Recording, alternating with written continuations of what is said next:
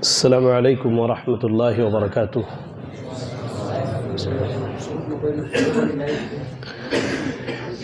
ان الحمد للہ نحمده ونستعینه ونستغفره ونعوذ باللہ من شرور انفسنا ومن سیئات اعمالنا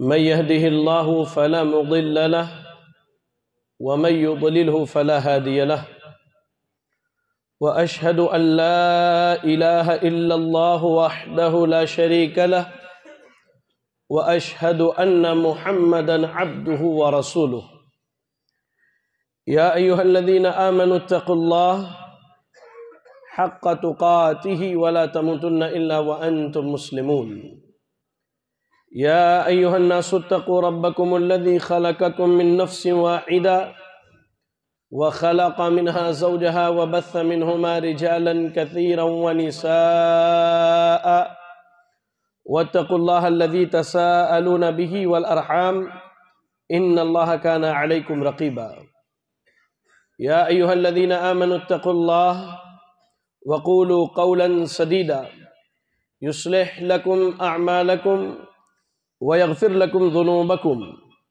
ومن يطع الله ورسوله فقد فاز فوزا عظيما أما بعد فإن أصدق الحديث كتاب الله وأحسن الهدي هدي محمد صلى الله عليه وسلم وشر الأمور محدثاتها وكل محدثة بدعة وكل بدعة ضلالة وكل ضلالة في النار أعوذ بالله السميع العليم من الشيطان الرجيم بسم الله الرحمن الرحيم واعبد ربك حتى يأتيك اليقين رب اشرح لي صدري ويسر لي أمري واحلل عقدة من لساني يفقهوا قولي اللهم لا حول ولا قوة إلا بك۔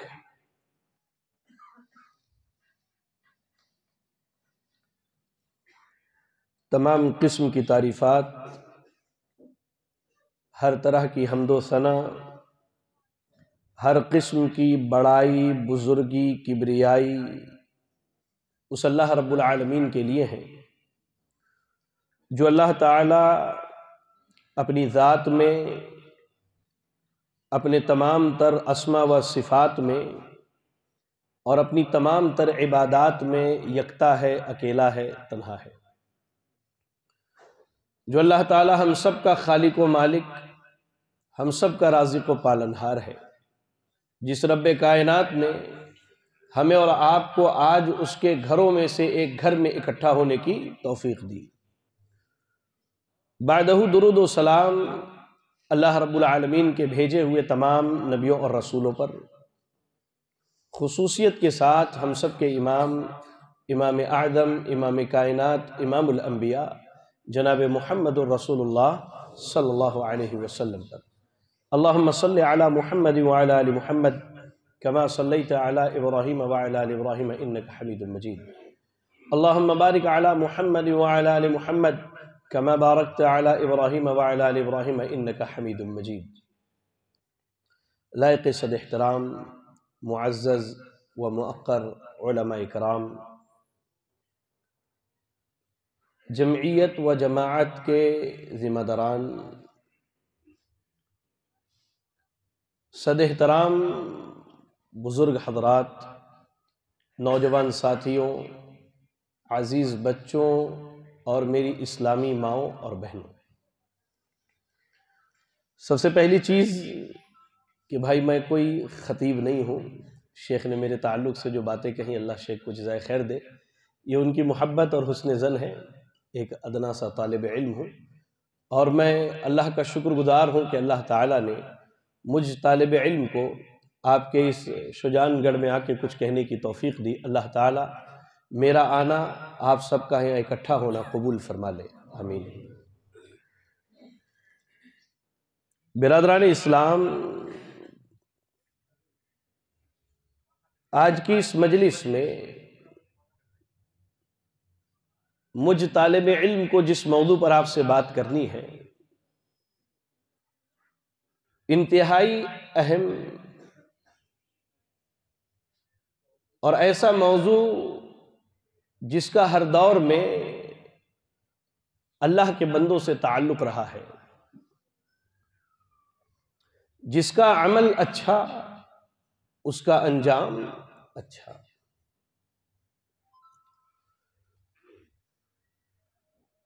آپ دیکھیے آج مسلمانوں کی اکثریت، خواہ مرد ہو یا ہماری عورتیں، وہ عمل سے دور ہیں، عملی میدان میں پیچھے ہیں اور عمل میں کوتاہیوں کے شکار ہیں۔ آپ کو اگر اس کی مثال دیکھنی ہو تو آپ اپنی اسی مسجد میں جمعہ کی نماز پڑھیں اور ٹھیک دوبارہ آپ پلٹ کر عصر کی نماز کے لیے آئیں تو آپ کو معلوم ہوگا کہ ہمارے یہاں اعمال کی کتنی کمی ہے۔ جو مسلمان، جو نوجوان، جو خواتین یا ہمارے جو بزرگ جمعہ کی نماز میں شریک ہوتے ہیں، ان میں سے 80% لوگ نماز عصر سے غائب ہوتے ہیں۔ ایک چیز تو یہ ہو گئی کہ عمل میں ہمارے یہاں کمی ہے، کوتاہی ہے۔ دوسری چیز ہے انجام آخرت سے ہم غافل بھی ہیں، یعنی ہماری حالت اس نشہ کرنے والے شخص کی طرح ہے جو سگریٹ کا ڈبہ خریدے یا گٹکے کا پاؤچ خریدے، باضابطہ اس پر لکھا ہوا ہے کہ یہ چیز تمہارے لیے کینسر کا سبب بن سکتی ہے، پھر بھی وہ کھاتا ہے، پھر بھی وہ استعمال کرتا ہے۔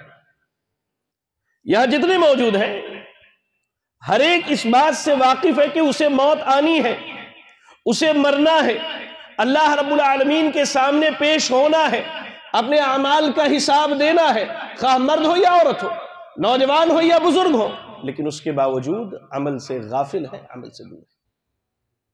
یہ بہت بڑی مشکل ہے اور یہ بہت بڑا مسئلہ ہے۔ ایمان والوں کا، مسلمانوں کا ہر دور میں یہ مسئلہ رہا ہے۔ ایک طرف تو عمل میں کوتاہی اور دوسری طرف انجام آخرت سے غافل۔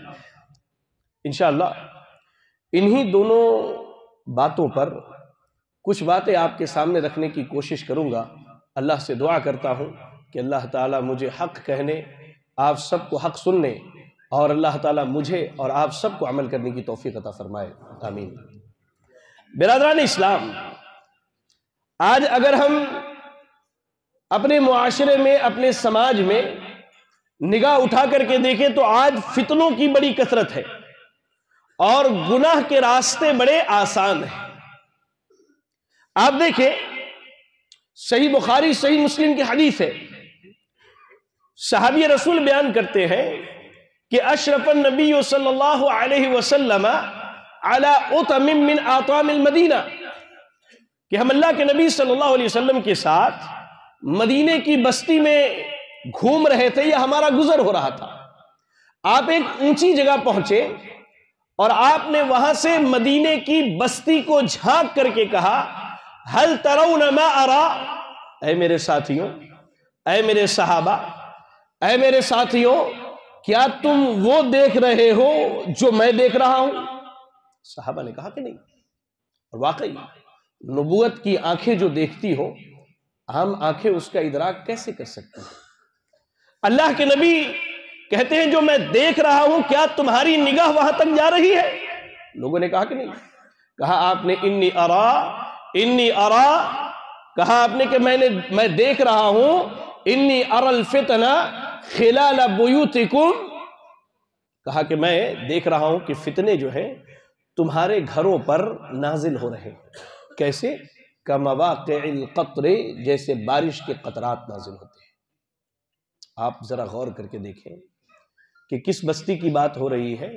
مدینے کی بستی کی بات ہو رہی ہے، جس کے بارے میں صحیح حدیثیں ملتی ہیں کہ دجال مدینے میں داخل نہیں ہوگا۔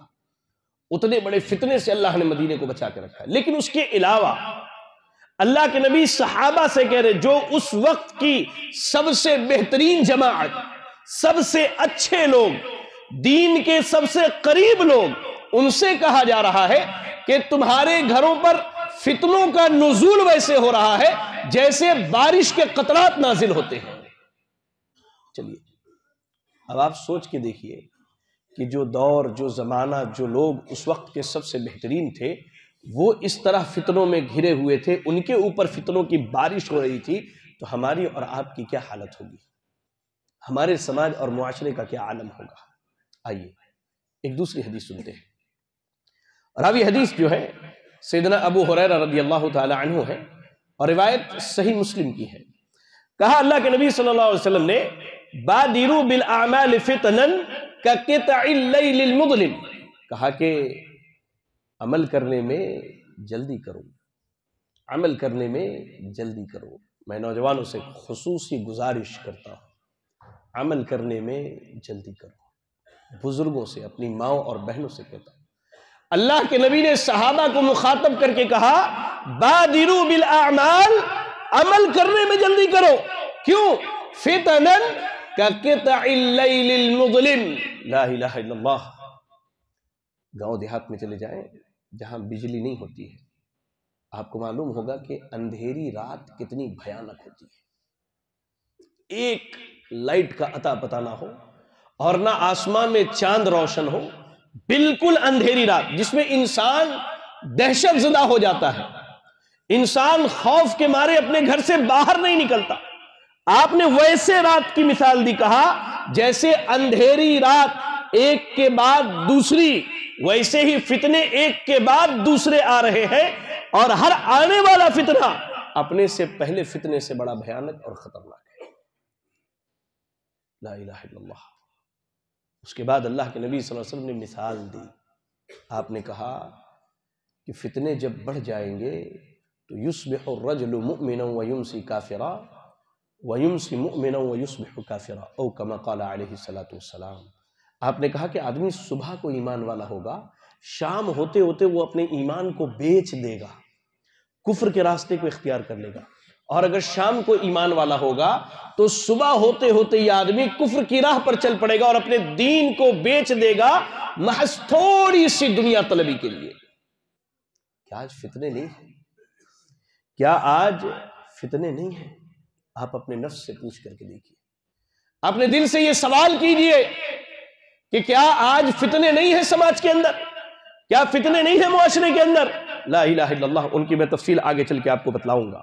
میرے بھائیو یاد رکھیں، موجودہ دور کے فتنوں میں، موجودہ دور کی آزمائشوں میں سب سے بڑا فتنہ اور سب سے بڑی آزمائش یہ ہے کہ انسان کا گناہ کو گناہ نہ سمجھنا اور مسلسل گناہ کرنا۔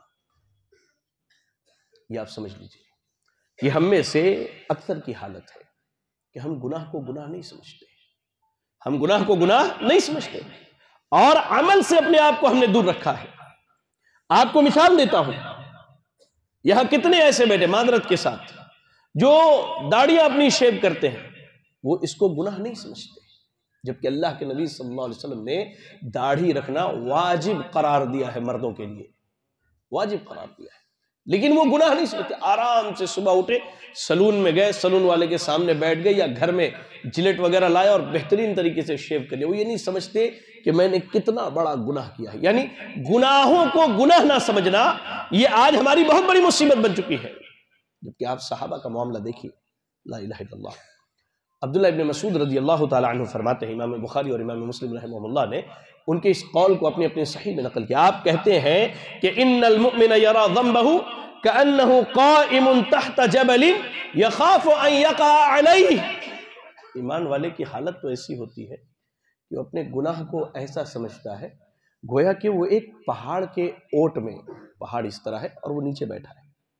ایمان والے کی حالت ہے، جب وہ گناہ کر لیتا ہے تو سمجھتا ہے کہ میں ایک پہاڑ کے نیچے بیٹھا ہوں، کبھی بھی یہ پہاڑ مجھ پر گر جائے تو میں مر کر کے ہلاک ہو جاؤں گا۔ ویسے ہی یہ گناہ بغیر توبہ کے میرے ساتھ قبر تک چلے گئے اور اس کے بعد یہ حشر تک جائے تو ممکن ہے کہ ان گناہوں کی وجہ سے میں ہلاک و برباد ہو جاؤں۔ لیکن کافر کی عادت کیا ہوتی ہے؟ وہ گناہ کرنے کے بعد سمجھتا ہے کہ ناک پر ایک مکھی بیٹھی اور اسے اڑا دیا، ختم، یعنی اس کے ہاں اس کی کوئی وقعت نہیں ہوتی۔ اور ایمان والے کی حالت یہ کہ وہ گناہ کو ایک اپنے اوپر بوجھ سمجھتا ہے، جو بوجھ اس کے ہلاک کرنے کے لیے کافی ہے۔ اب ذرا غور کر کے دیکھیں ہم میں سے کتنے ایسے ہیں، اور ہماری خواتین بھی غور کریں کہ وہ گناہ کو اپنے لیے بوجھ اور ہلاکت کا سامان سمجھتے ہیں۔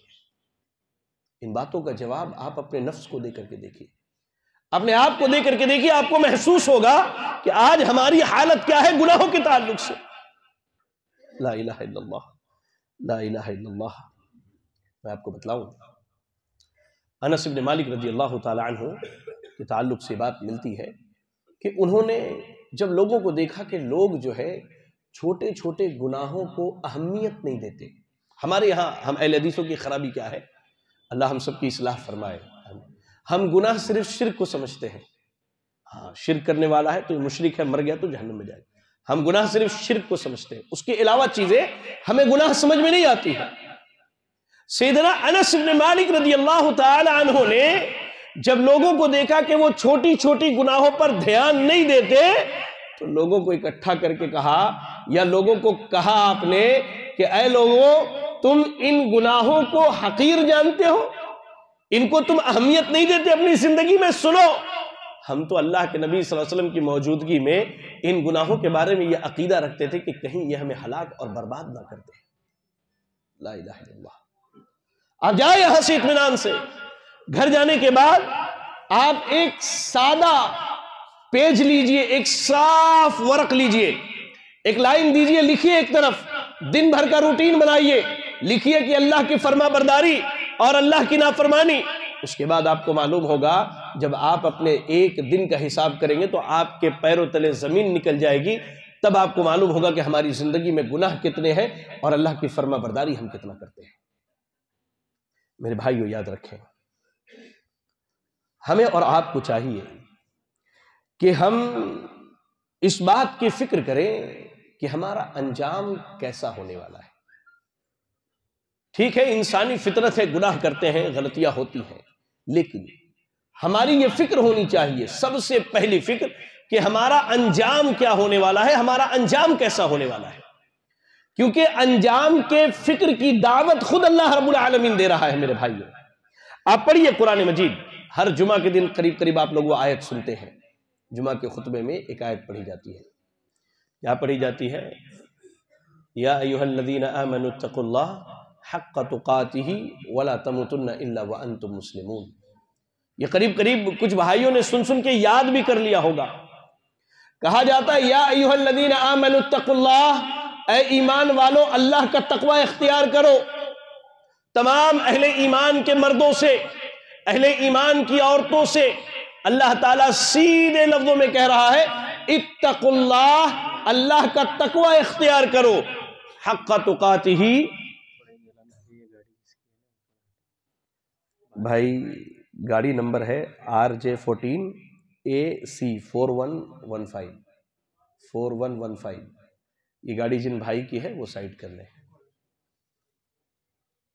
RJ36C 0817 4115 اور 0817 جن بھائی کی بھی ہے اپنی اپنی گاڑیوں کو سائڈ کر لیں۔ بارک اللہ فیکم۔ تو اللہ رب العالمین نے سورہ آل عمران کی آیت نمبر 102 میں کھلے لفظوں میں کہا یا ایھا الذین آمنوا اتقوا اللہ حق تقاتہ ولا تموتن الا وانتم مسلمون۔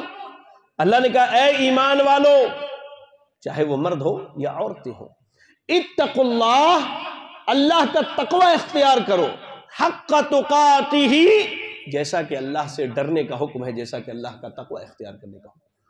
اور کہا وَلَا تَمُوتُنَّ إِلَّا وَأَنْتُمْ مُسْلِمُونَ۔ یاد رکھنا اس بات کو کہ تمہاری جب موت ہو تو تم مسلمان ہو کر کے مرنا۔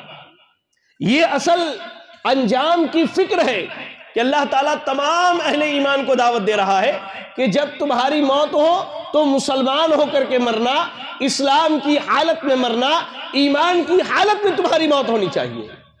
اور یہ ایسی فکر ہے کہ جس فکر کی دعوت انبیاء اپنی اولادوں کو دیا کرتے تھے۔ آپ کو میں بتاؤں، قرآن مجید پڑھیے، سورہ بقرہ پہلے پارہ کی ہی آیت ہے، اللہ رب العالمین نے یعقوب علیہ السلام اور ابراہیم علیہ السلام کی موت کا تذکرہ کیا ہے۔ اللہ نے کہا ام کنتم شہداء اذ حضر یعقوب الموت اذ قال لبنیہ ما تعبدون من بعدی قالوا نعبد الہک و الہ آبائک۔ یعقوب علیہ السلام جلیل القدر نبی ہے، جلیل القدر نبی ہے، سیدنا اسماعیل کی اولاد میں سے ہیں، اپنی وفات کے وقت اپنے بچوں کو اکٹھا کر لیا۔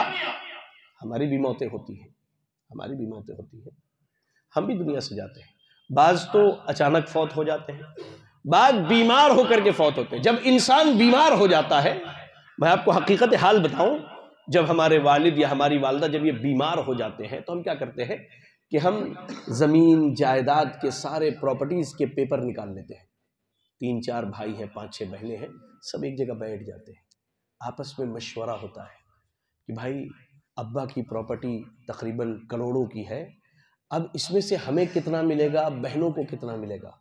ابا کی زندگی میں فیصلہ کروا لیتے ہیں تو بڑا بھائی جو ہے بڑا زوردار ہے، وہ ہمارا حق مار لے گا، یہ ہماری فکر ہوتی ہے۔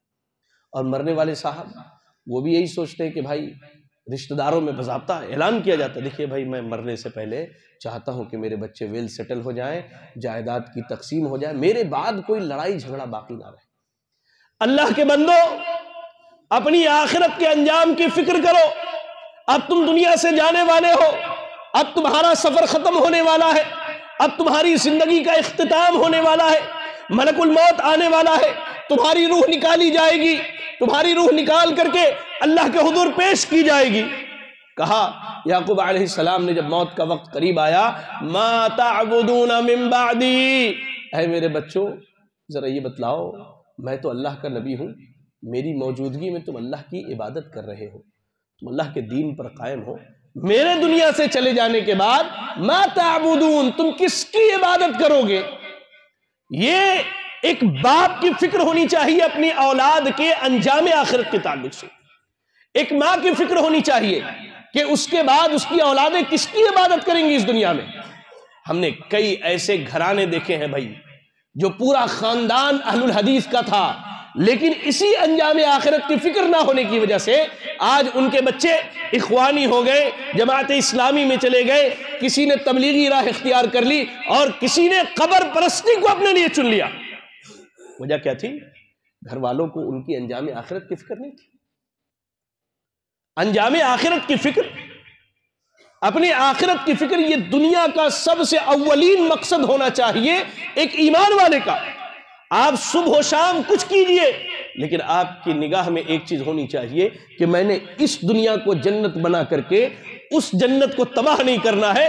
ٹھیک ہے یہ دنیا جیسے کٹتی ہے کٹ جائے، اچھا لباس نہ پہنوں، مہنگی چپل جوتے نہ پہنوں، ٹھیک ہے عالیشان عمارت میں نہ رہوں، زندگی کٹ جائے، اللہ کی عبادت میں گزرے، توحید پر گزرے، ممکن ہے اللہ تعالیٰ اس کے بعد جب جنت کی نعمتیں دے تو میں اللہ سے راضی ہو جاؤں۔ میرے بھائی، نبی انجام آخرت کی فکر کر رہے، کس کی؟ اپنی اولاد کی۔ کہہ رہے ما تعبدون من بعدی، یہ بتاؤ میرے بچوں میرے بعد کس کی عبادت کرو گے؟ یقیناً میں سمجھتا ہوں کہ بہت کم لوگ ایسے ہوں گے جو اپنے بعد اپنی اولاد کے دین پر قائم رہنے کی فکر کرتے ہیں۔ اکثریت آج مادیت اور دنیا کے اس رنگینیوں میں اتنا کھو چکی ہے، اتنا گم ہو گئی ہے کہ پرواہ یہ ہے کہ ہمارے بعد یہ کمائے گا کیا؟ ہم نے 100 کروڑ کمایا، اب یہ 200 کروڑ روپے کا امپائر کھڑا کرے گا کہ نہیں کرے گا؟ یہ ہماری آج فکر ہے۔ اللہ تعالیٰ نے نبی صلی اللہ علیہ وسلم کو ایک حکم دیا، اور آپ کو معلوم ہونا چاہیے شرعی اصول ہے کہ اللہ نے نبی کو جو حکم دیا ہے، جب تک اس حکم کے خاص ہونے کی کوئی دلیل نہ ملے تب تک وہ حکم نبی کے ساتھ امتیوں کے لیے بھی عام ہے۔ آپ پڑھیے، قرآن مجید کی تلاوت کیجئے۔ ہمارے حافظ صاحب نے جب ابتدا میں قرآن مجید کی تلاوت کی تو سورۃ الحجر کی وہ آیت پڑھی انہوں نے، آیت نمبر 99۔ اللہ نے کیا کہا نبی صلی اللہ علیہ وسلم کو؟ وَاعْبُدْ رَبَّكَ حَتَّى يَأْتِيَكَ الْيَقِينُ، اے نبی آپ اپنے رب کی عبادت کیجئے یہاں تک کہ موت آ جائے۔ یعنی ایک مومن کی زندگی میں راحت کا پہلو اور راحت کا مقام اسی وقت آئے گا جب وہ جنت کے دروازے پر اپنی قدم رکھے گا۔ یاد رکھیں، سلف میں سے بعض سلف کا یہ قول ہے کہ ایک ایمان والا اس وقت راحت پائے جب وہ اپنا پہلا قدم جنت کے دروازے پر رکھے، ورنہ اس سے پہلے اسے اپنے عمل کی فکر ہونی چاہیے، اس سے پہلے اسے اپنی آخرت کی فکر ہونی چاہیے، اس سے پہلے اسے اپنی موت کی فکر ہونی چاہیے، اس سے پہلے اسے اپنی قبر کی فکر ہونی چاہیے، اس سے پہلے اسے اس بات کی فکر ہونی چاہیے کہ میرے اعمال وزن کیے جائیں گے، میں نے اللہ کے سامنے پیش ہونا ہے، اپنے ایک ایک عمل کا حساب دینا، اور ایسا حساب فَمَن يَعْمَلْ مِثْقَالَ ذَرَّةٍ خَيْرًا يَرَهُ وَمَن يَعْمَلْ مِثْقَالَ ذَرَّةٍ شَرًّا يَرَهُ۔ کوئی دھوکہ دھڑی نہیں ہوگی، کوئی زیادتی اور ظلم نہیں ہوگا وہاں پر۔ ہم نے ایک ذرہ سمجھتے ہیں، گھروں میں جب ہم گھر بناتے ہیں تو وینٹیلیٹر ہوتا ہے، پچھلے دور میں وہ جالی نما وینٹیلیٹر لگایا جاتا تھا، سورج کی جب روشنی پڑتی ہے اس کے اوپر تو گھر میں وہ روشنی آتی ہے، اس روشنی میں چھوٹے چھوٹے ذرات اڑتے ہیں، اس سے بھی ہلکا آپ سمجھ لیجئے جو سب سے نچلے درجے کا ذرہ ہے نا، اگر ہم نے اتنی بھی اچھائی کی ہے تو اللہ ہمارے سامنے لائے گا، اور اتنی برائی کی ہے تو اللہ وہ بھی ہمارے سامنے لے کر کے آئے گا۔ اب اس سے بہتر کیا مثال دوں میں آپ کو سمجھنے کے لیے؟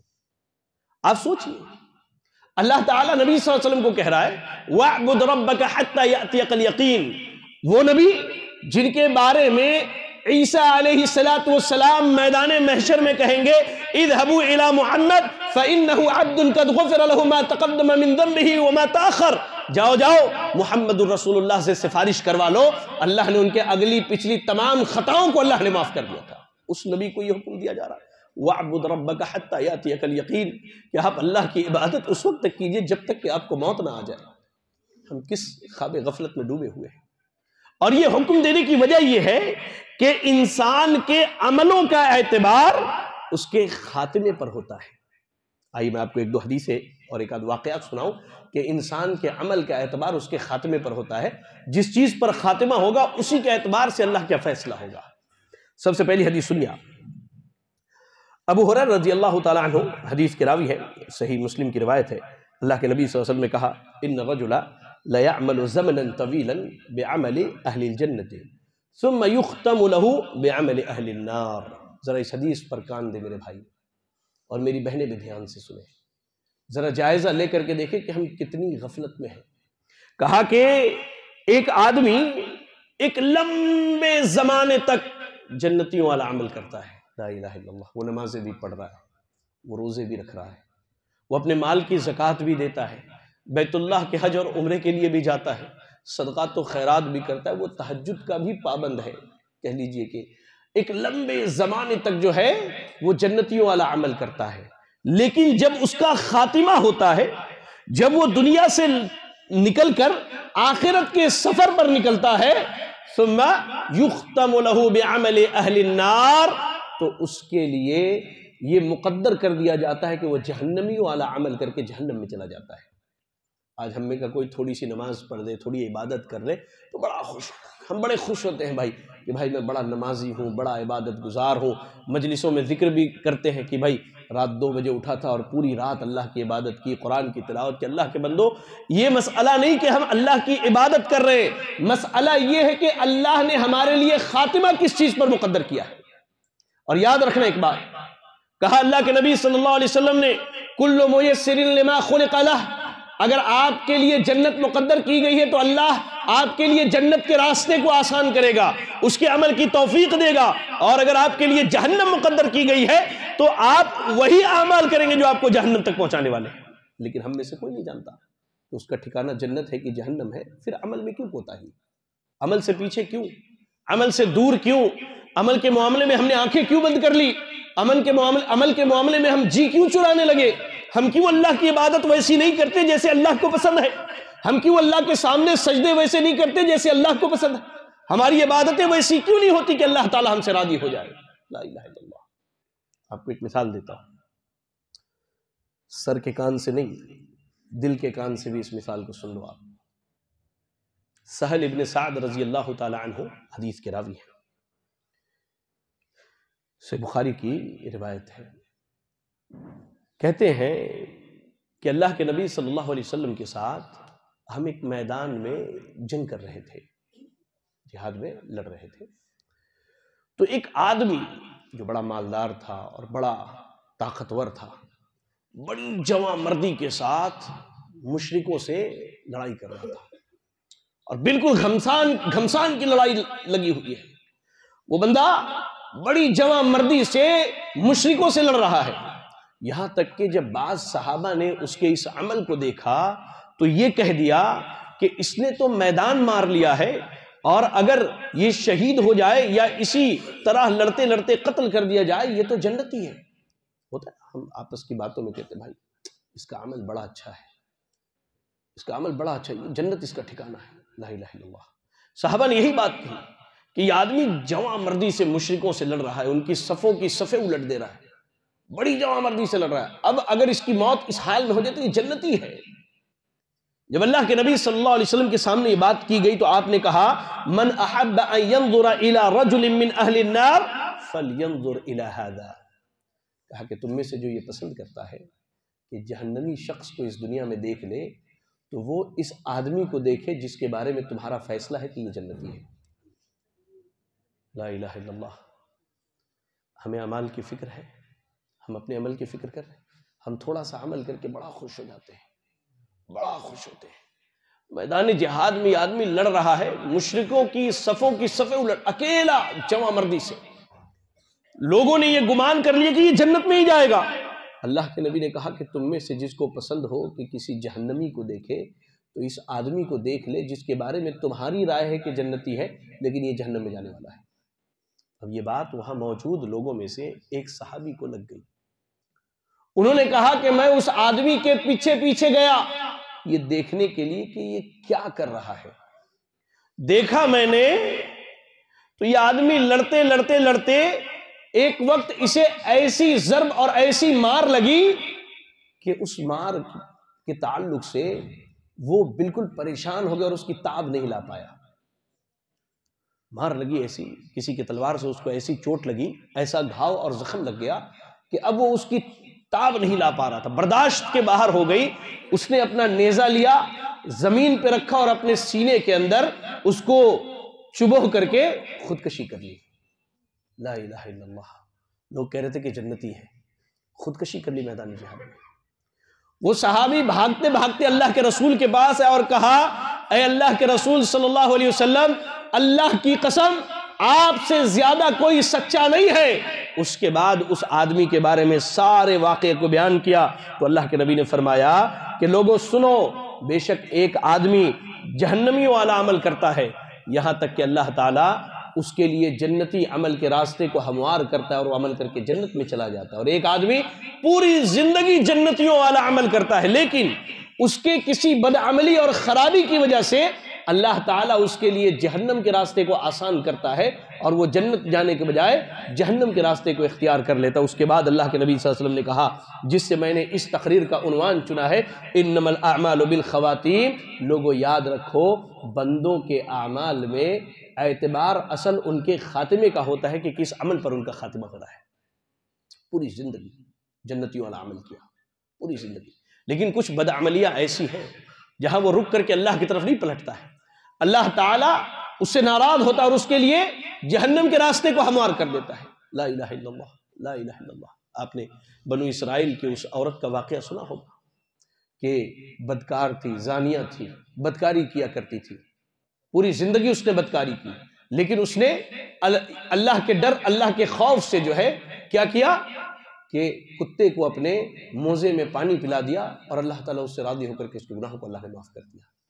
کئی ایسے سینکڑوں واقعات حدیث کی کتابوں میں موجود ہیں جنہیں آپ دیکھ سکتے ہیں۔ کہنے کا مقصد یہ ہے میرے بھائی کہ ہم میں سے ہر آدمی کی یہ کوشش ہونی چاہیے کہ وہ اپنے اعمال اور انجام کی فکر کرے اور اپنے آپ کو برے خاتمے سے بچا کر کے رکھے۔ ایسا نہ ہو کہ ہمارا خاتمہ سوء خاتمہ ہو، برا خاتمہ ہو، اور جب ہم اللہ کی طرف پلٹ کر کے جائیں تو اللہ تعالی ہم سے راضی نہ ہو۔ کیوں؟ برا خاتمہ کیا ہے؟ اچھا خاتمہ اور برا خاتمہ۔ اچھا خاتمہ یہ ہے کہ انسان کی موت ایسے عمل پر ہو جس عمل کو اللہ پسند کرتا ہو، جس سے اللہ تعالیٰ راضی ہوتا ہو، اور برا خاتمہ انسان کی موت ایسے عمل پر ہو جس سے اللہ تعالیٰ نہ تو راضی ہوتا ہے نہ اس عمل کو اللہ تعالیٰ پسند کرتا ہے۔ میرے بھائیو یاد رکھیں، آج ہم نے برے خاتمے کے سارے انتظامات کر لیے ہیں اپنے لیے، جی ہاں، آج ہم اپنے ارد گرد کا جائزہ لیں تو ہمیں معلوم ہوگا کہ ہم نے وہ سارا انتظام کر لیا ہے کہ اگر اللہ کی طرف نہیں پلٹے، اللہ سے توبہ نہیں کیا، تو اگر ان اعمال پر اگر موت ہو جائے تو پھر وہ موت بری موت ہوگی، برا خاتمہ ہوگا، جس کا انجام بڑا بھیانک ہے۔ آپ دیکھیے سماج کے اندر آج مسلمانوں کا ایک بڑا طبقہ شرکیات میں پڑا ہوا ہے، مسلمانوں کا ایک بڑا طبقہ شرکیات میں، اور شرک اتنا بڑا جرم ہے کہ اگر کسی نبی کی موت شرک پر ہو جائے تو اللہ تعالیٰ اس نبی کو معاف نہیں کرے گا۔ حالانکہ انبیاء کے ذات سے یہ محال ہے، اللہ نے مثال دے کر کے سمجھایا کہ اگر نبی کی موت بھی شرک پر ہو جائے تو اللہ تعالیٰ اس نبی کو معاف نہیں کرے گا۔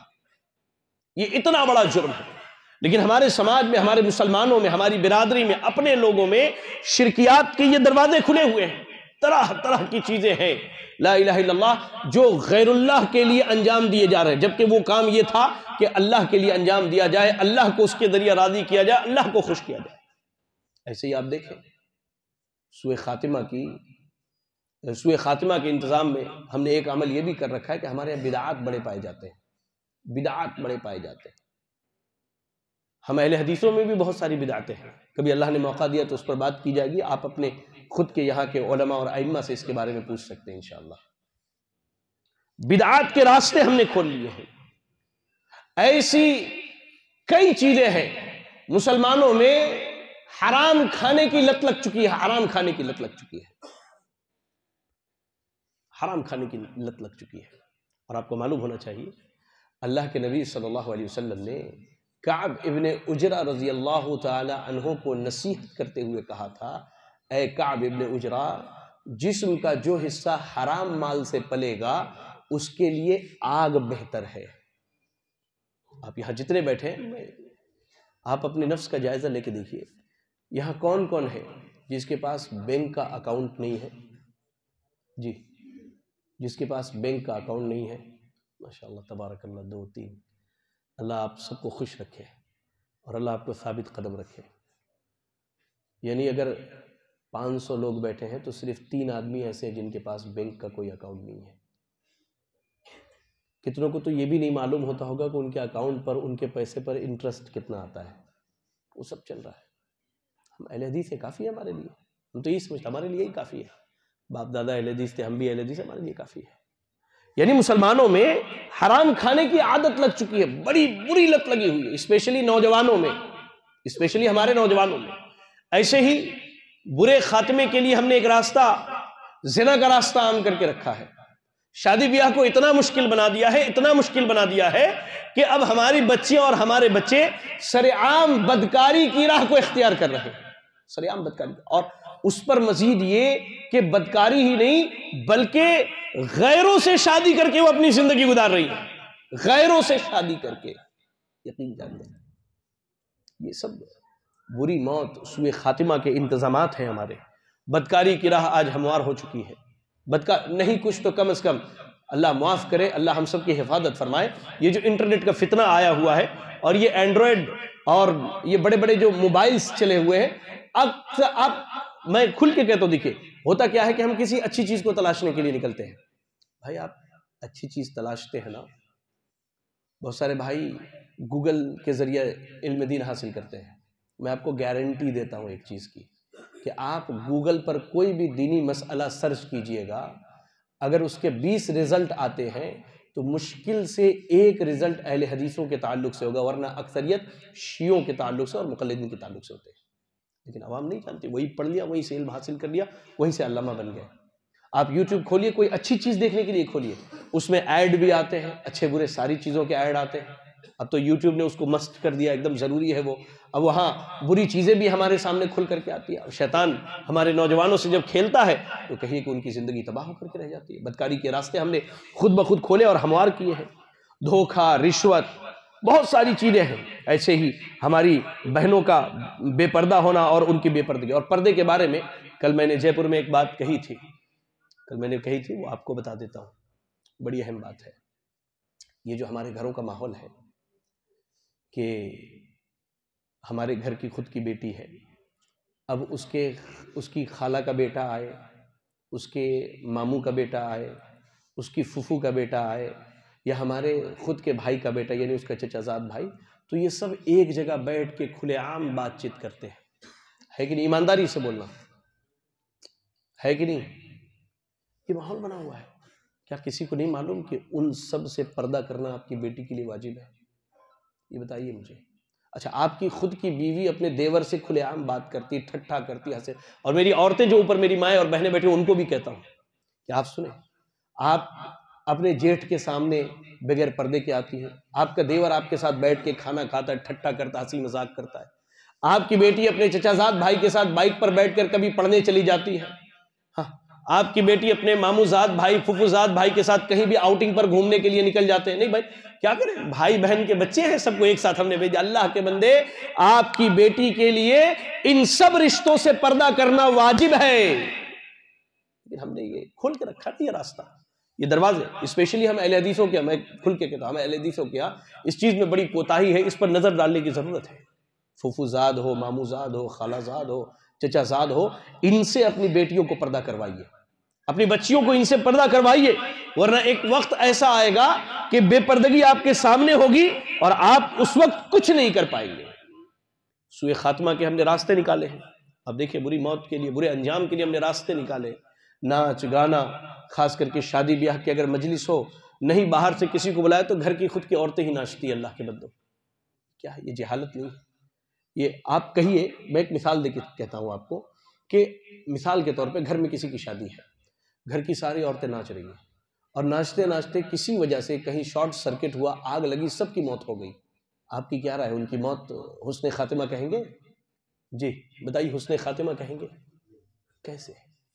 تو برے خاتمے کے لیے ہم نے سارا راستہ جو ہے تلاش لیا ہے، جبکہ ہمیں اپنے عمل کی فکر ہونی چاہیے تھی اور انجام کی فکر ہونی چاہیے. عمل کی فکر کیوں ہونی چاہیے؟ عمل صرف آپ کو دنیا میں ہی کام آنے والا نہیں ہے، سب سے پہلے عمل آپ کے قبر میں آپ کے کام آنے والا ہے.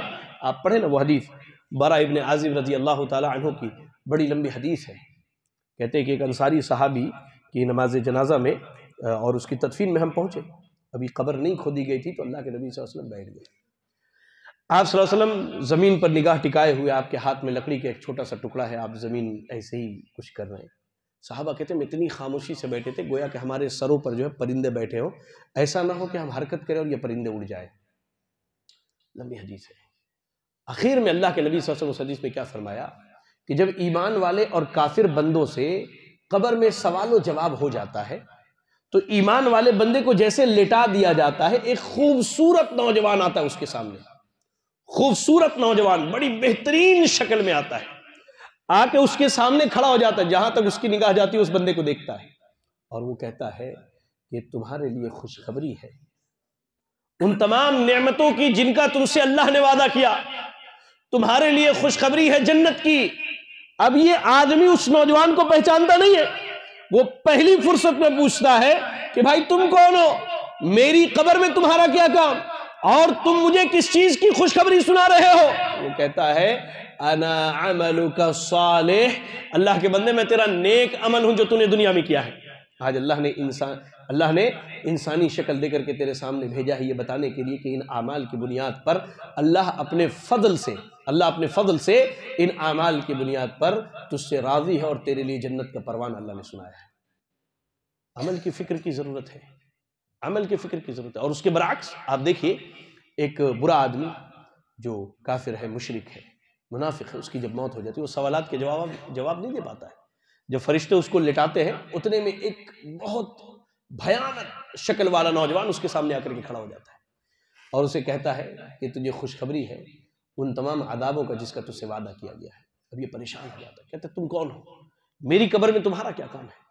اب یہ بندہ اس وقت کہتا ہے کہ تم کون ہو، میری قبر میں تمہارا کیا کام ہے؟ وہ کہتا ہے کہ میں تیرا برا عمل ہوں جو تو نے زندگی بھر کر کیا ہے.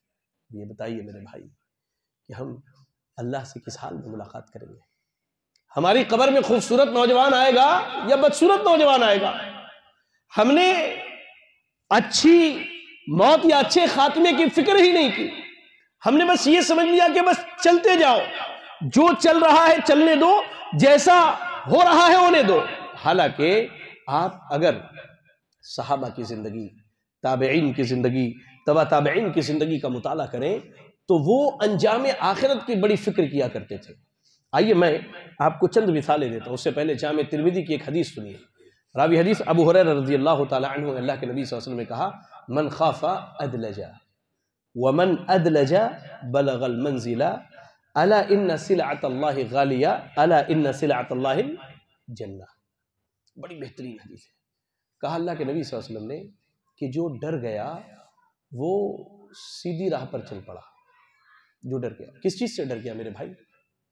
وہ اس بات سے ڈر گیا کہ اگر دنیا میں میری موت ایسے اعمال پر ہو جائے یا وہ اعمال کرتے ہوئے ہو جائے جن سے اللہ راضی نہیں ہے، تو وہ ڈر کر کے سیدھی راہ اختیار کرتا ہے، صراط مستقیم پر چلتا ہے، قرآن و حدیث کی اتباع کرتا ہے، اللہ اور اس کے رسول کی تعلیمات پر چلتا ہے، اس کی زندگی اللہ کے نبی کی زندگی کے مطابق ہوتی ہے، اس کا اٹھنا، اس کا بیٹھنا، اس کا چلنا پھرنا، کھانا پینا، اس کی مجلس کی زندگی، اس کی تنہائی کی زندگی، ہر حال میں وہ اپنے لیے اسوہ، آئیڈیل، نمونہ نبی صلی اللہ علیہ وسلم کو بناتا اور اس کے مطابق زندگی گزارتا ہے۔ کہا من خاف ادلجا، جو اللہ سے ڈر گیا وہ سیدھی راہ پر چل پڑا، ومن ادلجا بلغ المنزل، ہاں جو سیدھی راہ اختیار کر لے وہ منزل کو پہنچنے والا ہے۔ اس کا منزل کیا ہے؟ اس کا ٹھکانہ کیا ہے؟ جنت ہے۔ اس کا ٹھکانہ جنت ہے۔ یعنی انسان انجام آخرت کی فکر کر کے اگر صراط مستقیم پر چلا آئے اور اسی پر ڈٹا رہے، جمع رہے، خوب اللہ کی عبادت کرے، تو اللہ رب العالمین ایسے بندے کو جنت کے اندر جگہ دیتا ہے۔ اس کے بعد کہا اللہ کے نبی صلی اللہ علیہ وسلم نے الا ان سلعۃ اللہ غالیہ، لوگوں خبردار ہو جاؤ کہ اللہ کا جو سامان ہے وہ بڑا مہنگا ہے۔ کہا اللہ کا سامان کیا ہے؟ الا ان سلعۃ اللہ الجنہ، جان لو کہ اللہ کا سامان جنت ہے، اور اس جنت کی خریداری کے لیے تمہیں اللہ سے ڈر کے، اللہ کا خوف اختیار کر کے اعمال صالحہ انجام دینے ہوں گے، ورنہ جنت کے معاملے میں بڑے بڑوں کی رشتہ داریاں کام نہیں آتی ہیں۔ نہ نوح علیہ السلام کی رشتہ داری ان کے بیٹے کو کام آنے والی ہے، نہ لوط علیہ السلام کی رشتہ داری ان کی بیوی کو کام آنے والی ہے، نہ نبی صلی اللہ علیہ وسلم کی رشتہ داری ان کے خود کے چچا ابو طالب کو کام آنے والی ہے۔ یہ آپ سمجھ لیجیے، ڈر کے اللہ کے خوف سے سیدھی راہ اختیار کر لینا یہ بندے کو جنت تک پہنچاتا، اور جنت اللہ کا بہت قیمتی سامان ہے، وہ کسی کے باپ کی جاگیر نہیں ہے۔ جی ہاں، ہمارے سماج میں جو چلتا ہے نا کہ آپ ان کا دامن پکڑ لیجئے، وہ وہاں کے مرید ہو جائیں اور اس کے بعد جنت ان کی ہو گئی، پھر جنتی دروازہ بھی بنا کے رکھا ہے جہاں پولیس کے لات جوتے کھا کر کے ہم جنتی دروازے میں جاتے ہیں۔ اللہ کے بندو، یہ دھوکہ ہے، یہ دھوکہ ہے، یہ سازش ہے حقیقی جنت سے تمہیں دور رکھنے کے لیے۔ یہ ان کے اعمال ہیں جن کا مقصد دنیا پرستی اور دنیا طلبی ہے، سیدھی سی بات ہے۔ اللہ کا جنت بڑا مہنگا ہے، اور اس جنت کی خریداری کے لیے انجام آخرت کی فکر کرنی ہوگی، اس جنت کی خریداری کے لیے سوء خاتمہ سے اپنے آپ کو بچانا ہوگا، اس جنت تک جانے کے لیے یہ کوشش کرنی ہوگی کہ جب ہم دنیا سے جائیں تو اس حال میں جائیں کہ اللہ تعالی ہم سے راضی ہو جائے۔ آئیے چند ایک واقعات سناتا ہوں۔ لا الہ الا اللہ، یہ ان ہستیوں کے واقعات ہیں جن ہستیوں کے ایمان کی گواہی اللہ تعالی نے دی ہے۔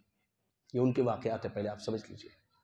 بعض صحابہ کے واقعات ہیں، بعد کے ائمہ کے واقعات ہیں۔ ان میں سب سے پہلی چیز، امام احمد ابن حنبل رحمہ اللہ نے اپنے مسند کے اندر ابو الدرداء رضی اللہ تعالی عنہ کے تعلق سے ایک واقعہ نقل کیا، ذرا دھیان سے سنیں میرے بھائی، خصوصاً میرے بزرگ، میرے نوجوان اور میری بہنیں سنیں۔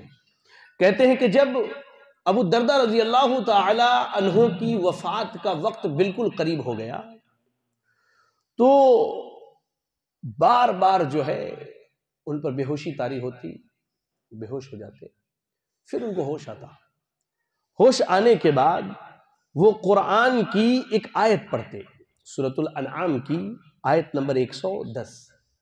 اللہ نے کیا کہا؟ اللہ نے کہا وَنُقَلِّبُ أَفْئِدَتَهُمْ وَأَبْصَارَهُمْ كَمَا لَمْ يُؤْمِنُوا بِهِ أَوَّلَ مَرَّةٍ وَنَذَرَهُمْ فِي طُغْيَانِهِمْ يَعْمَهُونَ۔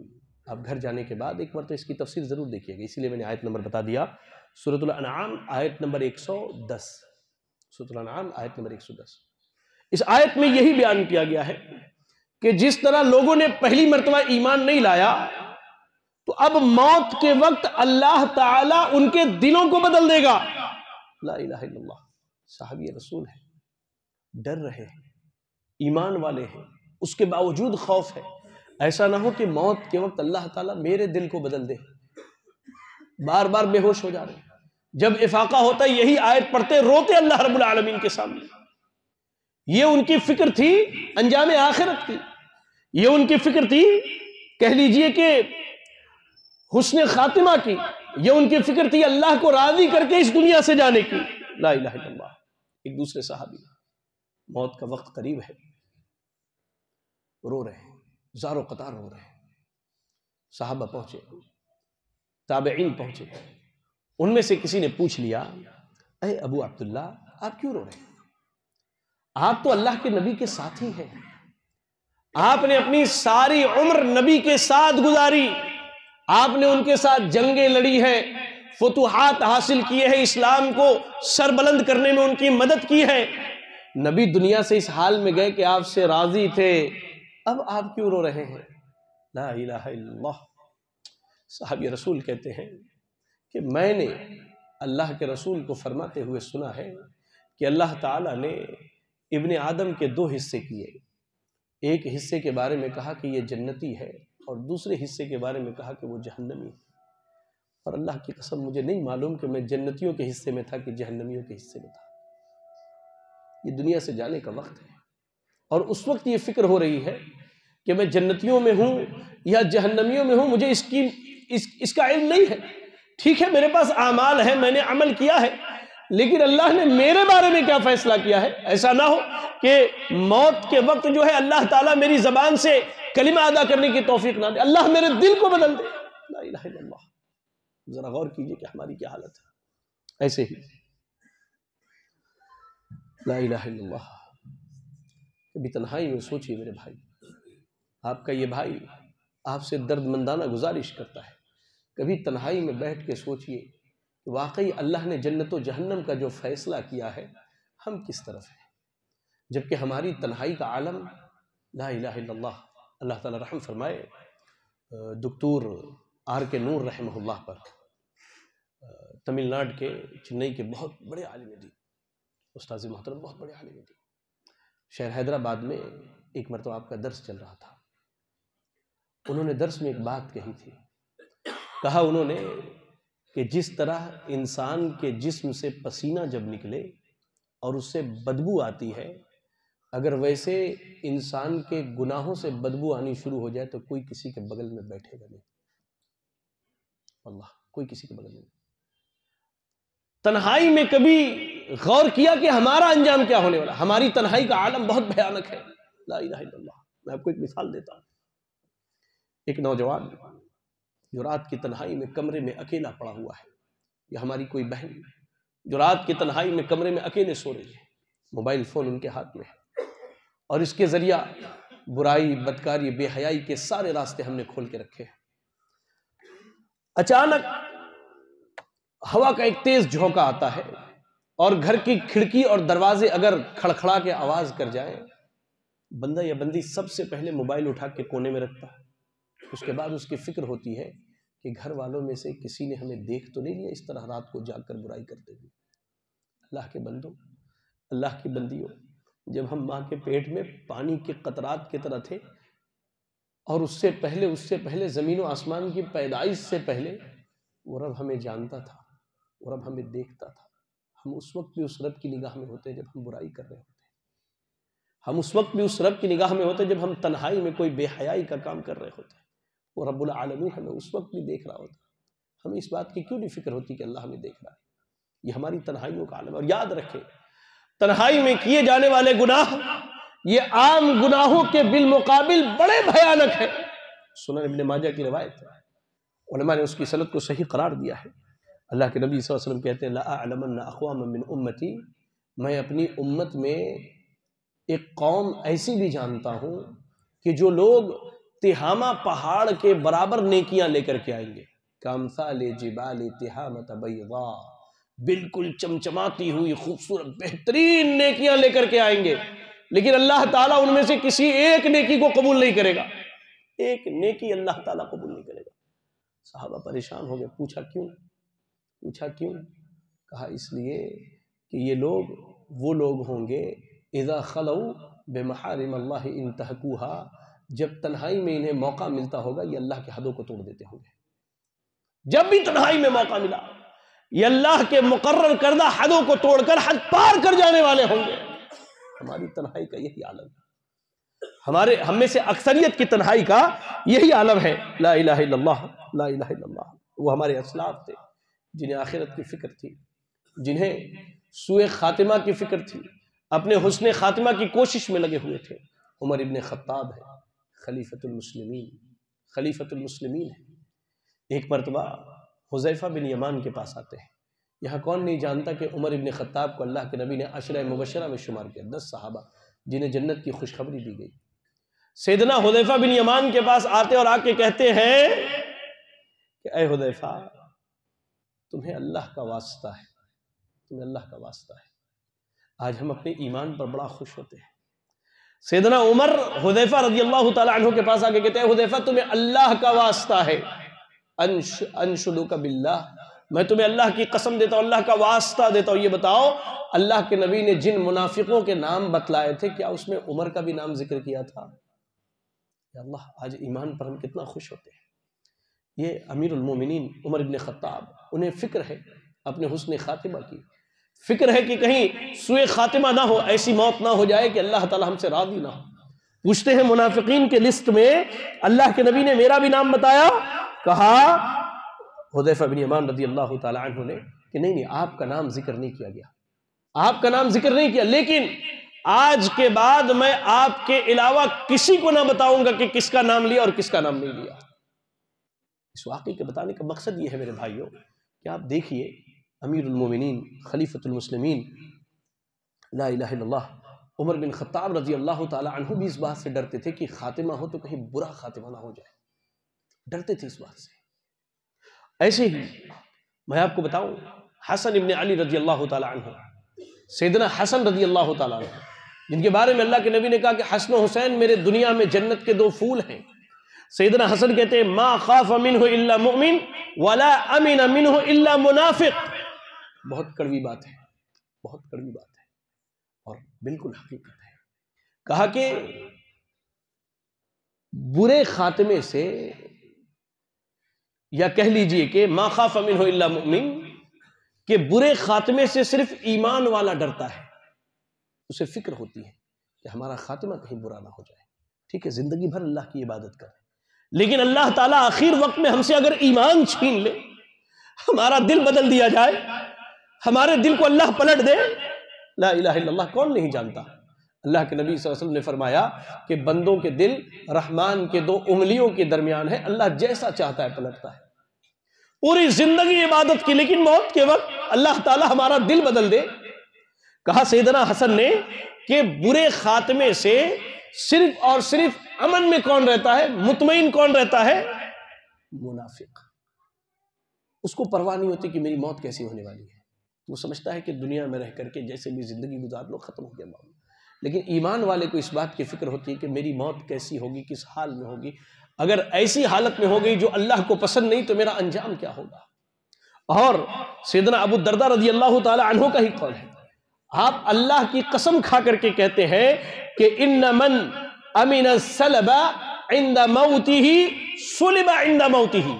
جو آدمی یہ سمجھتا ہے کہ موت ہے، آرام سے آئے گی، دنیا سے چلے جائیں گے اور ایمان بھی بچا لیں گے، تو ایسا آدمی عام طور سے موت کے وقت فتنے میں مبتلا کیا جاتا ہے، اور وہ بندہ کیا ہے، اسے ایمان سلب کر لیا جاتا ہے، اسے ایمان چھین لیا جاتا ہے۔ اور ہم نے کتنوں کو دیکھا ہے، امام ابن قیم رحمہ اللہ نے اس تعلق سے کئی واقعات بیان کیے ہیں کہ کسی کو کہا گیا کہ بھائی موت کے وقت تم لا الہ الا اللہ پڑھ لو، لا الہ الا اللہ پڑھ لو، اس کی زبان نہیں چلتی ہے، اس کی زبان نہیں چلتی ہے، وہ پریشان ہو جاتا ہے، کیسے کہوں کیسے پڑھوں لا الہ الا اللہ۔ کہا جاتا ہے کہ اللہ کی وحدانیت کی گواہی دے دو، دنیا سے جا رہے ہو، شاید اللہ تمہیں معاف کر دے، زبان نہیں چلتی ہے، زبان نہیں چلتی، زبان سے کلمہ ادا نہیں ہوتا ہے۔ اور ٹھیک اس کے برعکس اللہ جسے توفیق دے، مجھے یاد ہے کہیں ایک واقعہ پڑھا تھا، یورپین کنٹریز میں ایک مسلم سعودی لڑکا کسی یورپین کا بہت قریبی دوست تھا، اس کے گھر آنا جانا تھا، تو یہ ہمیشہ ان لوگوں کو اسلام کی دعوت دیتا تھا۔ ایک مرتبہ اس یورپین بچے کی ماں ہارٹ اٹیک کی وجہ سے بہت شدید بیمار ہو گئی. اسے ہاسپٹل لے جانے کے لیے لوگ جب نکلے تو اس سعودی بچے نے اس کو دعوت دی کہ اے ماں تو لا الہ الا اللہ پڑھ لے، تو لا الہ الا اللہ پڑھ لے. دیکھیے اللہ تعالیٰ کیسے کیسے لوگوں کو ہدایت دیتا ہے، اور ایمان والوں سے اللہ تعالیٰ یہ توفیق چھین لیتا ہے. وہ عورت لا الہ الا اللہ کا اقرار کر لیتی ہے، اس کو آپریشن تھیٹر میں لے جاتے ہیں، کچھ وقفے کے بعد اس کی موت ہو جاتی ہے. سعودی لڑکا بڑا مطمئن ہے، خوش ہے. دوست بیچارہ غمگین ہے، پوچھتا ہے کہ کیا بات ہے، تم کیوں خوش ہو؟ کہا کہ میری خواہش تھی کہ تیری ماں دنیا سے جانے سے پہلے لا الہ الا اللہ کے اقرار کر لے. میں نے اسے 12 دعوت دی اور آج بھی دی. اپنی موت سے پہلے اس نے لا الہ الا اللہ کا اقرار کیا ہے، اور میں اللہ سے امید کرتا ہوں کہ اللہ تعالیٰ اسے معاف کر دے گا. بھائی بڑا اہم مسئلہ ہے. سوء خاتمہ سے بچانے کی کوشش اور حسن خاتمہ کے طرف بڑھتے رہنے کی عادت، یہ بہت اہم چیز ہے. آپ دیکھیں سفیان ثوری رحمہ اللہ کا بڑا مشہور واقعہ ہے.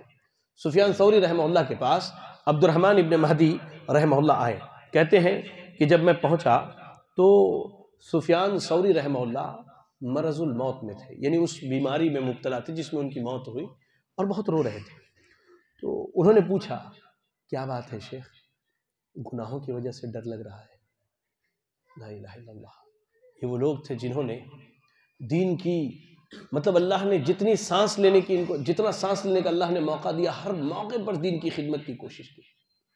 اللہ کے دین پر جمے رہے، ڈٹے رہے. سفیان ثوری رحمہ اللہ، ان سے کہا جا رہا ہے کہ آپ اپنے گناہوں کی وجہ سے رو رہے ہیں، گناہوں کی وجہ سے ڈر لگ رہا ہے کہ آگے کیا ہوگا. کہا کہ نہیں. زمین سے ایک لکڑی کا ٹکڑا اٹھایا اور کہا کہ اللہ کی قسم میرے گناہ میرے نزدیک اس سے بھی زیادہ حقیر ہے. مجھے ڈر اس بات کا ہے کہ ایسا نہ ہو کہ موت سے پہلے اللہ تعالیٰ مجھ سے ایمان کو چھین لے. لا الہ الا اللہ. اللہ تعالیٰ موت سے پہلے مجھ سے ایمان کو چھین لے. ایسا نہ ہو کہ موت کے وقت میرے ایمان میں بگاڑ پیدا ہو جائے، موت کے وقت میرے ایمان میں بگاڑ پیدا ہو جائے. یہ ہمارے اسلاف ہیں جنہیں اس بات کی فکر تھی کہ ہم نے دنیا میں اچھا عمل کیا ہے تو ہمارا انجام بھی اچھا ہو، اور اس کے لیے وہ بارہا کوشش کیا کرتے تھے. ہر آن ہر لمحہ ان کی یہی کوشش ہوتی تھی کہ دنیا میں رہ کر کے آخرت کی تیاری کر لیں، اور جب دنیا سے جائیں تو حسن خاتمہ کے ساتھ ہمارا خاتمہ ہو. اور میرے بھائیو، میں آپ کو بتاؤں کچھ اسباب ایسے ہیں کہ اگر انسان ان چکروں میں پڑ جائے، اللہ ہم سب کو معاف کرے، اللہ ہم سب کی اصلاح کرے، اللہ ہم سب کو حسن خاتمہ عطا فرمائے، آمین. تو انسان جو ہے سوء خاتمہ کی راہ پر چل پڑتا ہے. ان میں سب سے پہلی چیز ہے عقیدے میں بگاڑ. اگر کسی کے عقیدے میں بگاڑ ہو جائے تو اس کے برے خاتمہ کی یہ بنیادی وجہ بنتی ہے. اب چاہے وہ کسی نبی کا بیٹا ہو، یا کسی نبی کی بیوی ہو، یا کسی نبی کا چچا ہو، یا اس کا سب سے قریبی رشتہ دار ہی کیوں نہ ہو. عقیدے میں اگر بگاڑ آ جائے، عقیدے میں اگر خرابی ہو جائے تو پھر اللہ رب العالمین جو ہے بندے کو معاف نہیں کرتا. اور آج مسلمانوں کی اکثریت اس میں پڑی ہے، حتیٰ کہ ہم اہل الحدیث نے اپنا عقیدہ بگاڑ لیا ہے. کتنے ایسے اہل الحدیث ہیں، میں آپ کو مثال دے کے سمجھاتا ہوں، جو آج تعویذ، گنڈا، پلیتا، ان سب چیزوں پر اعتبار کرنے لگے ہیں. کتنے اہل حدیثوں کو دیکھا ہم نے ہاتھ میں کالا کار باندھ کے گھومتے ہیں. ارے نہیں کچھ کرتے. ایک مثال دیتا ہوں، گھر کی تعمیر کرتے ہیں، گھر کی تعمیر کرتے وقت ایک بڑے سے بانس میں ایک ٹوکری باندھ دیتے ہیں ٹوٹی ہوئی، ایک چپل باندھ دیتے ہیں اور ایک جھاڑو باندھ دیتے ہیں. کیوں بھائی؟ یہ نظر بد سے ہمارا گھر محفوظ رہے گا. کئی اہل حدیث ہیں جو ان سب چیزوں میں پڑے ہوئے ہیں. اللہ کے واسطے اپنے عقیدوں کی اصلاح کر لو، کیونکہ تمہاری اہل حدیثیت، تمہارا پہچان، تمہاری علامت توحید پر قائم رہنا ہے، نہ کہ عقیدے کے بگاڑ پر قائم رہنا ہے. یاد رکھنا میرے بھائی. اور عقیدے کا بگاڑ، اللہ اکبر اللہ اکبر، یہ انسان کے برے خاتمے اور سوء خاتمہ کی بہت بڑی علامت اور بہت بڑی نشانی ہے. اس لیے آج یہاں سے جانے سے پہلے اپنے عقائد کی اصلاح کر لیں. میرے بھائیو دیکھو، توکل اللہ پر، بھروسہ اللہ پر. کوئی تمہارا رزق چھین نہیں لے گا تم سے. کوئی تمہیں اتنا ہی فائدہ پہنچائے گا جتنا اللہ نے لکھا ہے، اور اتنا ہی نقصان پہنچائے گا جتنا اللہ نے تمہاری تقدیر میں لکھا ہے. ساری دنیا والے مل کے فائدہ پہنچانا چاہے نہیں پہنچا سکتے، جتنا اللہ نے تقدیر میں لکھا اتنا نہیں پہنچائیں گے. اور سارے لوگ مل کر کے نقصان پہنچانا چاہے اتنا ہی پہنچائیں گے جتنا اللہ نے تقدیر میں. اب کسی کے ڈر سے اپنے عقیدے کو بگاڑ لینا، اپنے عقیدے کو خراب کر لینا، تعویذ گنڈوں میں پڑ جانا، یہ کہاں کی سمجھداری ہے؟ ہاتھ میں کالا کار باندھ لیا، خوب اسٹائل کے لیے، فیشن کے لیے جو ہے ہاتھ میں کڑا بھی پہنتے ہیں ہمارے نوجوان. آخر کیوں؟ نہیں میرے بھائیوں، عقیدے کا بگاڑ جو ہے یہ انسان کے سوء خاتمہ کی بہت بڑی علامت ہے.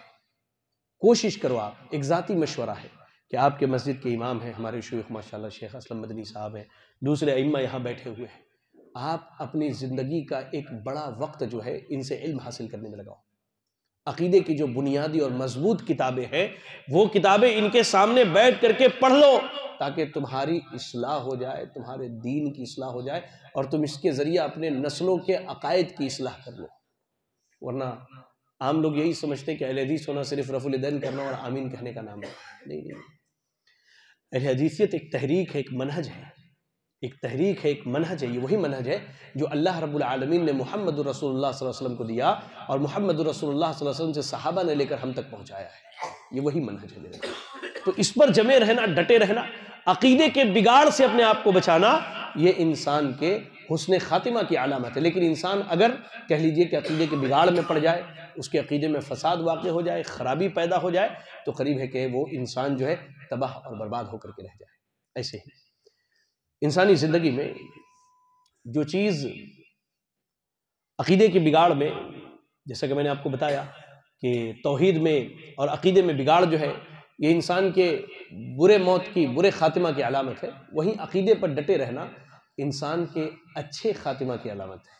آپ پڑھیے، قرآن مجید کی تلاوت کیجیے، سورہ ابراہیم پڑھیے، آیت نمبر 27 میں اللہ نے کہا یثبت اللہ الذین آمنوا بالقول الثابت فی الحیاۃ الدنیا وفی الآخرہ. اللہ نے کہا کہ جو لوگ کلمہ لا الہ الا اللہ پر ڈٹے رہتے ہیں، جن کے عقیدے میں بگاڑ اور خرابی نہیں آتی ہے، یہ آپ سمجھ لیجیے، جو زندگی کے کسی بھی مرحلے سے گزر جائے ان کا ایمان ان کے پاس ہوتا ہے، وہ عقیدے میں بگاڑ نہیں لاتے. لا الہ الا اللہ کے اقرار کر دیا، قتل کر دیا جائے، آگ میں جلا دیا جائے، سارے مال و دولت کو لوٹ لیا جائے، ہمارے جانوں پر بن آئے، اس کے بعد بھی لا الہ الا اللہ پر ہی ڈٹا رہا، اللہ کے علاوہ کسی کی عبادت نہ کی، اور اپنے عقیدے میں بگاڑ نہ لایا، تو اللہ تعالیٰ ایسے آدمی کو دنیا میں موت سے پہلے لا الہ الا اللہ کی توفیق دیتا ہے، توحید پر موت دیتا ہے اللہ تعالیٰ، اور آخرت میں جب یہ اٹھایا جائے گا اس وقت بھی اللہ رب العالمین اہل توحید کے ساتھ اسے جنت کے اندر جگہ دے گا. یہ بات یاد رکھیے آپ، عقیدے کا بگاڑ انسان کے سوء خاتمہ کی علامت ہے، اور عقیدے پر ڈٹے رہنا، عقیدے پر جمے رہنا، یہ انسان کے حسن خاتمہ اور اس موت کی علامت ہے جس موت سے اللہ تعالیٰ راضی ہوتا ہے، اللہ تعالیٰ خوش ہوتا ہے. ایسے ہی دوسری چیز دنیا کی محبت. ہاں بھائی، یہ بڑا اہم مسئلہ ہے عقیدے کے بگاڑ کے بعد. دنیا کی محبت کیا ہے؟ انسان کی دنیا اور آخرت دونوں کو تباہ کر دیتی ہے، دنیا اور آخرت دونوں کو تباہ کر دیتی ہے. دنیا کی محبت میں، جیسا کہ میں نے اس سے پہلے بھی کہا اور پھر آپ کو کہہ رہا ہوں، دنیا کی محبت میں دنیا داری، دنیا پرستی اور آخرت کے انجام سے غافل ہو کر کے بدمست زندگی گزارنا. دنیا کی زندگی میں ہم کتنے پڑ گئے ہیں. ایک سوال، یہاں جتنے بیٹھے ہیں اس ہفتے کون کون قبرستان گئے تھے جمعہ سے لے کے آج تک، یہ 3-4 دنوں میں، کہ جائیں وہاں جا کے آخرت کو یاد کریں؟ 1 2 لا الہ الا اللہ. اب کیا کہوں میں آپ کو، آپ خود سوچ کر کے دیکھیے اس چیز کے بارے میں. اللہ کے نبی صلی اللہ علیہ وسلم نے کہا کہ الا فزوروها فانها تذکرکم الاخرہ. قبروں کی زیارت سے پہلے منع کر دیا گیا، کہا اب جاؤ، جا کے دیکھ کر کے یہ آخرت کی یاد دلواتی ہے، یہ تمہیں کیا ہے؟ آخرت کی یاد دلاتی ہے. لیکن ہم اس چیز پر دھیان نہیں دیتے. ہم دنیا میں اتنے مشغول ہیں کہ ہمیں ذرہ وقت نہیں کہ جائیں قبرستان میں جھانک کر کے آئیں، بلکہ مست تو اتنے ہیں. ہمارے نوجوانوں کو کلب میں، پب میں جا کر کے ناچنے کی، نشہ کرنے کی عادت ہے. میرے بھائی، تمہارا بھائی ہوں، ایک گزارش کرتا ہوں، یہ بتاؤ کہ تم نشے کی حالت میں ہو اور اس حالت میں تمہاری موت ہو جائے. میں اپنی بہنوں سے کہتا ہوں، آپ اپنی عزت اور عصمت کی حفاظت کیجئے. کوئی کیسا بھی ہو، اگر وہ آپ کا محرم نہیں ہے یا آپ کا شوہر نہیں ہے تو اللہ کے واسطے ان کے ساتھ باہر پارکوں میں گھومنے کے لیے نہ جاؤ۔ یہ بتاؤ تم اس کے ساتھ اگر پارک میں بیٹھی ہو اور اسی حال میں ملک الموت آئے اور تمہاری روح نکال کر کے چلا جائے، بتاؤ یہ کون سی موت ہے؟ یہ دنیا داری، یہ دنیا طلبی، یہ دنیا کی محبت، اگر انسان اسی میں پڑا رہے تو یقین جانی یہ اس کے سوء خاتمہ کے لیے کافی ہے۔ ایسے ہی انسان کو سوء خاتمہ تک جو چیز پہنچاتے اس میں ایک چیز ہے نفسانی خواہشات کی اتباع، اپنے آپ کی سننا، اپنے نفس کی سننا، شرعی تعلیمات، قرآن و حدیث کی تعلیمات کو اٹھا کر کے رکھ دینا اوپر، اور جو دل کرے وہی کہنا۔ اب مثال کے طور پہ آپ نماز کے لیے آ رہے ہیں، آپ نے کسی نوجوان سے کہا کہ بھائی چلو نماز پڑھ لو، تو ہمارے نوجوانوں کے پاس بہانے ہوتے ہیں، شیخ پاک صاف نہیں ہوں، ابھی میں پاک صاف نہیں ہوں۔ اچھا کوئی نہیں شیخ، ابھی کام بہت ہے، جانے دو آپ، انشاءاللہ میں عصر سے پڑھ لیتا ہوں۔ اچھا عصر ہو گیا، چل بھائی عصر میں نہیں، بھی کام پورا نہیں ہو، مغرب سے عشاء سے، اس جمعہ سے توبہ کر لیں گے۔ سنو میرے بھائیو، موت ہے موت، تمہارا کوئی رشتہ دار نہیں کہ تمہارے گھر فون کر کے آئے گا کہ میں اب آنے والا ہوں اور انتظام کر کے رکھنا۔ یہ موت ہے، بغیر بتائے، بغیر کوئی اشارہ دیے آپ کے پاس جھٹ آ پہنچنے والا ہے۔ نفسانی خواہشات کی اتباع میں، اللہ کی شریعت کی نافرمانی میں لگے ہوں، اللہ کے فرامین کی، رسول کی تعلیمات کی دھجیاں اڑا رہے ہوں، اور اس عالم میں اگر موت ہو جائے تو کیا لگتا ہے آپ کو وہ حسن خاتمہ ہے؟ وہ ایسی موت ہے جس سے اللہ تعالیٰ راضی ہو؟ اور آج تو وقت گزاری، وقت بربادی کا بہت آسان سا سامان ملا ہوا ہے۔ یا تو آپ کرکٹ کا میچ دیکھنے بیٹھ جائیے، اس سے نہیں ہوتا ہے تو فٹ بال کا میچ دیکھ لیجئے بیٹھ کر کے، اس سے نہیں ہے تو سبحان اللہ موبائل فون لیا اور ریلز دیکھے جا رہے، وہ اذان بھی ہو گئی، وہ نماز بھی ہو گئی، ادھر اماں بھی بلا رہی، ادھر ابا بھی آواز دے رہے، بس 2 منٹ آ رہا ہوں، 2 منٹ آ رہا ہوں۔ اللہ کی بندو، یہ چیزیں وقتی طور پر بڑے مزے کی ہیں، لیکن اسی حال میں اگر اور اسی عمل پر موت ہو جائے تو یہ مزہ جو ہے آخرت میں سزا بن جانے والا ہے، اس سے پرہیز کرنے کی ضرورت ہے۔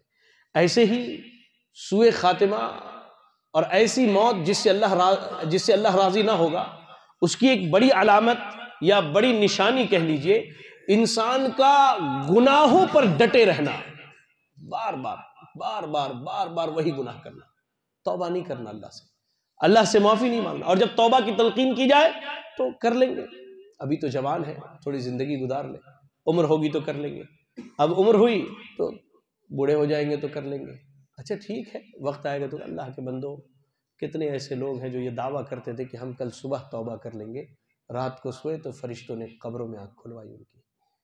ہم سب جانتے ہیں، ہمیں ہر بات کا علم ہے، لیکن کیا ہے ہمارے اندر کوتاہی ہے، غفلت ہے، اور اس کی بنیادی وجہ یہ ہے کہ ہم اس چیز کی اہمیت کو نہیں سمجھتے کہ ہماری موت کس چیز پر ہو رہی ہے، ایسے اعمال پر ہو رہی ہے جس سے اللہ راضی ہے، یا ایسے اعمال پر ہو رہی ہے جس سے اللہ تعالیٰ ناراض ہے۔ میرے بھائیو، ایسے ہی سوء خاتمہ اور برے انجام تک پہنچانے والا ایک عمل یہ ہے کہ ہم اچھے خاتمہ کے لیے دعا نہیں کرتے ہیں، اچھے خاتمہ کے لیے اللہ سے دعا نہیں کرتے ہم، جبکہ اللہ کے نبی صلی اللہ علیہ وسلم ہمیشہ دعا کیا کرتے تھے۔ اب کیا کہتے تھے؟ یا مقلب القلوب ثبت قلبی علی دینک، اے دلوں کو الٹ پلٹ کرنے والے، میرے دل کو اپنے دین کی طرف پلٹ دے۔ ہم یہ دعا نہیں کرتے کہ اللہ تعالی ہمارے دل کو اپنے دین کی طرف لگا دے، ہم دنیا داری کی چیزیں مانگتے ہیں، اللہ سے دنیا کا مطالبہ کرتے ہیں اور ساری چیزیں مانگ لیتے ہیں۔ میرے بھائی، اللہ سے دعا کیجئے کہ اللہ دلوں کو جو ہے موت کے وقت نہ پلٹے۔ اللہ کے نبی یہی دعا کرتے تھے کہ اللہ تو میرے دل کو اپنی عبادت کی طرف پھیر دے۔ لہذا ایک گزارش، ایک دردمندانہ پیغام، آپ یہاں سے جائیں تو اللہ کے واسطے یہ فکر لے کر کے جائیں کہ اب مجھے آج سے یہ فکر کرنی ہے کہ میری موت کیسی موت ہونے والی ہے، ایسی موت جس سے اللہ راضی ہو جائے، جس سے اللہ خوش ہو جائے، جس موت کے بعد اللہ کے فرشتے اس دنیا سے جاتے ہوئے آخرت کے سفر میں سب سے پہلے پڑاؤ قبر میں ہی جنت کی خوشخبری سنا کر کے جائے۔ دعا کریں اللہ سے کہ اللہ رب العالمین مجھے، آپ کو اور تمام اہل ایمان کو عقیدہ توحید پر ڈٹے رہنے اور جمے رہنے کی توفیق عطا فرمائے۔ الہ العالمین تو ہمیں حسن خاتمہ کی فکر کرنے کی توفیق عطا فرما دے۔ الہ العالمین تیری رضا اور تیری خوشنودی کے لیے ہمیں اعمال صالحہ بجا لانے کی توفیق عطا فرما دے۔ الہ العالمین تو ہمارے بزرگوں کی اصلاح فرما دے۔ اللہ تو ہمارے نوجوانوں کی اصلاح فرما دے۔ اللہ تو ہمارے بچوں کی اصلاح فرما دے۔ اللہ تو ہماری ماؤں اور بہنوں کی اصلاح فرما دے۔ الہ العالمین ہم میں جو پریشان حال ہے اللہ تو ان کی پریشانیوں کو دور فرما دے۔ الہ العالمین ہم میں جو بیمار ہیں انہیں شفاء کاملہ عاجلہ عطا فرما دے۔ الہ العالمین ہم میں جو مقروض ہیں انہیں قرض کی ادائیگی کی توفیق عطا فرما دے۔ الہ العالمین جن نوجوانوں کی اور جن بھائیوں کے اور بزرگوں کی کوشش سے آج کی یہ مجلس سجی ہے اللہ تو ان کی کوشش کو قبول فرما لے۔ اللہ تو ہم سب کا یہاں حاضر ہونا قبول فرما لے۔ اللہ تو ہم سب کا یہاں حاضر ہونا قبول فرما لے۔ اللہ تو نے جیسے ہمیں یہاں اکٹھا ہونے کی توفیق دی اللہ تو ہم تمام اہل ایمان کو نبی اکرم صلی اللہ علیہ وسلم کے ساتھ جنت الفردوس میں اکٹھا فرما دے۔ الہ العالمین تو جب تک دنیا میں زندہ رکھ دین اسلام پر زندہ رکھ اور خاتمہ ہو تو ایمان و اسلام کی حالت میں ہو، آمین۔ وآخر دعوانا ان الحمد للہ رب العالمین۔ جزاکم اللہ خیرا۔ السلام علیکم ورحمۃ اللہ وبرکاتہ۔